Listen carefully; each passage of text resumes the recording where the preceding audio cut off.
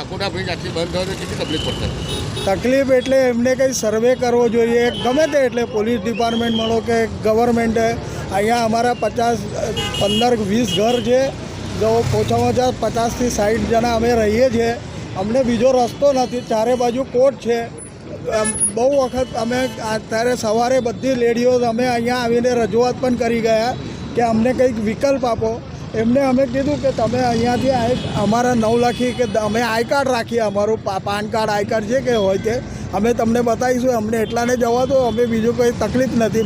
તકલીફ આ મોટી આ છે, કોઈ સાંભળવા જ તૈયાર નથી કોઈ. અમે રજૂઆત કરવા, મને તો ચાલતાય નથી આવડતું, મારા બંને પગ જતા રહેલા છે. હું આ સ્કૂટર ઉપર બેસીને જ વાત કરી શકીશ, અને અત્યારે મને જવા દેશે તો નહીં તો હું ક્યાં જઈશ, કેવી રીતે જઈશ એ જ મારો વિચાર કરું છું. બીજો રસ્તો જ નથી, વિકલ્પ જ નથી અમારા પાસે. અમારા અહીંયા જે ઘરો છે ને 15 ઘરો છે, એ 15 ઘર માટેના કોઈ રસ્તો જ નથી બીજો. ચારે બાજુ કોર્ટ છે અને 15થી 15 ફૂટ 20 ફૂટ જેટલો ઊંચો કોર્ટ લગાવેલો છે, જેથી ત્યાંથી બહાર નીકળાય જ નહીં. અને અમારી 4 વ્હીલર હોય, એ ગાડીઓ છે 2-4 જણની, એ લોકો પણ આવી નથી શકતા. એટલે સવારે અમે આવીને અહીંયા રજૂઆત કરી તો એમને ટેમ્પરરી કીધું તમે આમ પેલા બ્રિજ સુધી નહીં, આગળ એક કટ છે પેલા ગ્રાઉન્ડમાં જવા, ત્યાંથી આમ ફરીને અહીંયા કહેજો એટલે તમને બહાર નીકળવા દેશે અને ત્યાંથી પછી અંદર આવવા દેશે.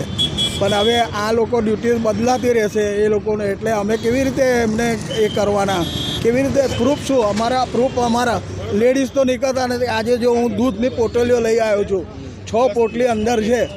આજે સવારે જ અમારે દૂધ નહોતું એટલે મને નીકળવાનો વખત આવ્યો, પણ આ પ્રોબ્લેમ થયો એટલે હું બહાર નીકળી જ નહીં શક્યો. મારું વિજય શિરકે. કેમ કે પેલી સાઈડ જવું હશે એટલે ફરીને જવું પડશે અને ટ્રાફિકનો બી બહુ અભાવ રહેશે. એટલે આપણે પ્રશાસનને એ જ કહેવા માંગીએ કે જેટલું જલ્દી બને એટલું જલ્દી એ કામ પૂરું કરે.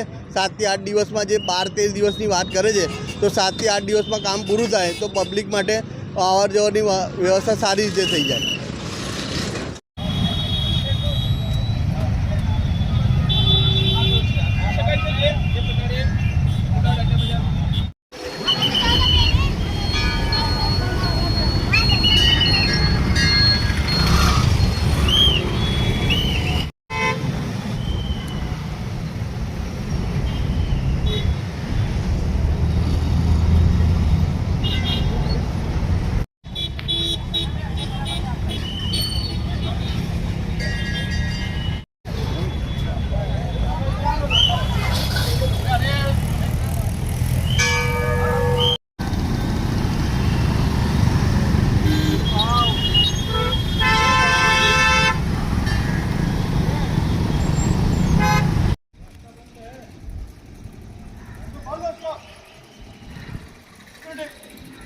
બોલો.